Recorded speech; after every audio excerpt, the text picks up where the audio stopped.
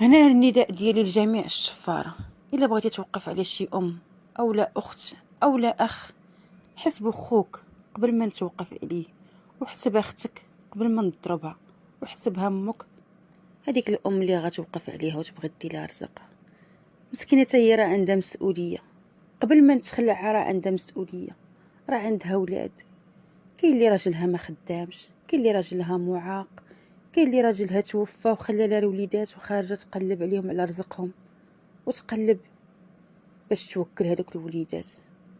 كاين الاخت اولا الاخ اللي خارجين للمدرسه ولا خارجين للسونطر اولا خارجين مساكن حتى هما يقلبوا على خدمه، وتجي انت تضربهم محشوماش. غير قول لي يا خويا، واش انت تبغي اللي يضرب لك امك؟ انت تبغي اللي يضرب لك اختك؟ انت اللي تبغي اللي اديك انت براسك، وتجي انت نيت وناديوك وشوف واش غيعجبك الحال.